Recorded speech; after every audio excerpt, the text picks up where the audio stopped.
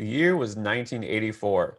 The NFL would have a banner year for offense as it would see its first 5,000-yard passer and its first 2,000-yard rusher.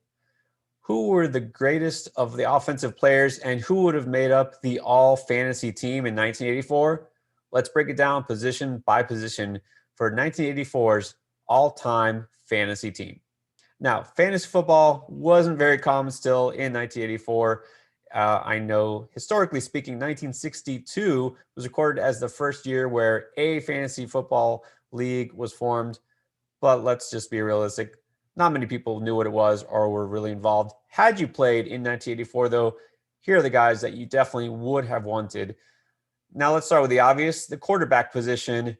Well, the MVP was Dan Marino, a second-year quarterback, a guy who was not the number one pick, who was bypassed by several other teams for other quarterbacks, of course, namely John Elway, Todd Blackledge, among others.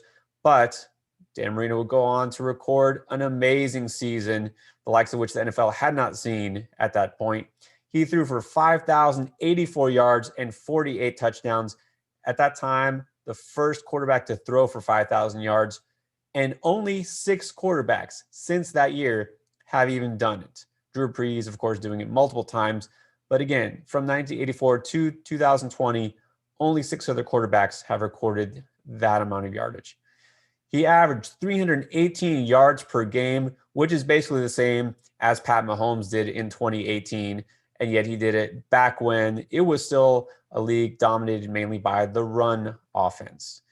Dan Marino was a record breaker at the time and by far the most valuable quarterback in 1984. At running back, the competition was a lot stiffer. And believe it or not, the running back that I already mentioned that ran for 2,000 yards, something that nobody had done before, he isn't even one of the top 2 scoring fantasy running backs for that season. But we'll get to him in a second because we do have a flex spot to fill. So the top running back for fantasy purposes in 84 was James Wilder. And that's right, from the Tampa Bay Bucks, who at that time were a laughing stock of the league.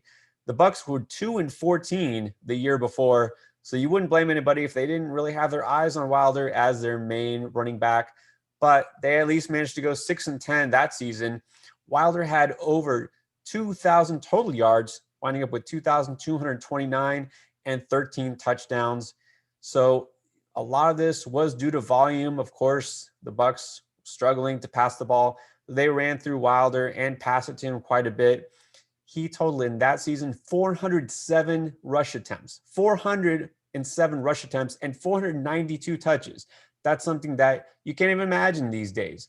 That year alone, 6 running backs had over 300 carries, and there were 19 running backs that had 200 carries. Well, in 2020, there was only 2 running backs who even had 300 carries and 10 that went over 200 carries. So it was a lot more common for running backs to really be workhorses, and Wilder was the very definition of a dual-purpose workhorse back. The number 2 fantasy running back was Marcus Allen. If you know anything about football history, you definitely know Marcus Allen, longtime Raider, and then a Chief later in his career. So he actually had an even better year in 1985. If you look for that video coming up, then we'll talk about him, obviously, in that one. But even though he averaged 110 rushing yards per game the following season, and he had 600 fewer rushing yards in 1984, he still led the league in 1984 with 18 touchdowns. He had 1,926 total yards.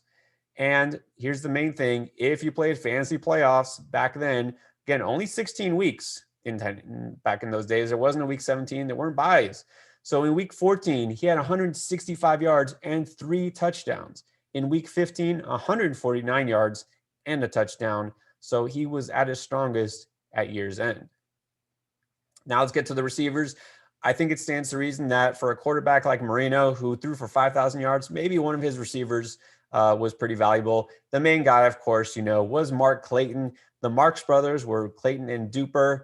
And Mark Duper finished as a wide receiver 7 for fantasy purposes that year, but Mark Clayton was the number 1 target for him and the number 1 target and receiver in all of fantasy. He tied Marcus Allen with 18 touchdowns on the season, and he averaged 19 yards per reception on heavy volume. And just like Marcus Allen, he was best in the playoffs for between week 14 through 16. He averaged 151 yards per game and a total of 6 touchdowns in those 3 games. That's winning when it counts. The number 2 wide receiver, well, I've been talking about Dan Marino, of course, with good reason. The number 2 quarterback for fantasy purposes was of the Cardinals, Neil Lomax, who actually wound up with a pretty high amount, 4,614 yards. And that was the 4th most ever at that time. Only Dan Fouts had done better. Well, if you had Neil Lomax, you wanted to stack him with his main receiver. That was Roy Green. Green led the league with 97.2 yards per game, even better than Clayton. The next closest player on his own team only had 758 yards, and that was Pat Tilley. So even though Lomax had a high yardage amount, it was all about Green. He was the main receiver by far. And it's funny because this wasn't a young and up-and-coming receiver, someone who had a decent career to this point, but this was by far his breakout season. Now, at tight end, it's a tougher choice because you have 2 players that are almost identical in terms of statistics. Both came in just over 1,000 total receiving yards, and these are both very familiar names if you know NFL history. So we talk about Cleveland great Ozzie Newsome, who later became general manager in the front office, but Todd Christensen of the Raiders, longtime great receiver for them, just barely edged him out, even though their yardage, again, was almost the same, 1,007 yards for Christensen, 1,009 yards for Ozzie. Well, Christensen had 7 touchdowns. Ozzie only had 5. So just barely Christensen gets the edge here. But both of them were basically the tight end one in fantasy purposes. Now let's get to that flex spot. You might have heard of Eric Dickerson. That's right. At that time, nobody had run for 2,000 yards in the season. Well, Dickerson did it, and he actually still has the single season record with 2,105 rushing yards. That's right. Since 1984, no running back has run for more yards in a season than Dickerson, but he wasn't used quite as much as a receiver. He was in his rookie year, but not so much in 84. He only caught 21 passes instead of 51. And his 14 touchdowns was fewer than, let's say, Marcus Allen. So that's why he actually comes in as the RB3, despite having the most rushing yards in NFL history, which is pretty amazing when you think about it. But he definitely warrants mention, and it was a must start.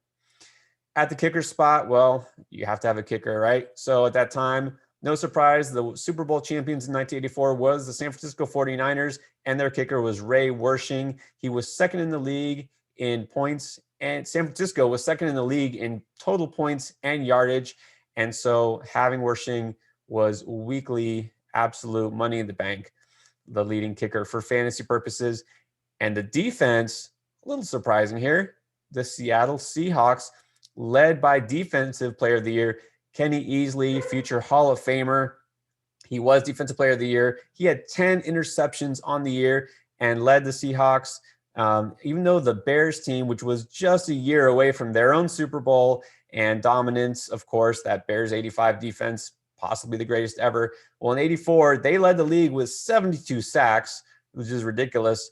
But the Seahawks, even though they only had 55 sacks, 25 fumble recoveries, and 38 interceptions, led by Hall of Fame coach Chuck Knox. So this is a defense that got mad points through turnovers. This was definitely the team that you want to play on a weekly basis. All right, that does it for our 1984 fantasy all-time team. Next up, 1985, that Bears team I mentioned. Who are the top players? Is Walter Payton the top running back? Marcus Allen definitely might be on that team. Is Dan Marino still the top quarterback? Stay tuned to find out.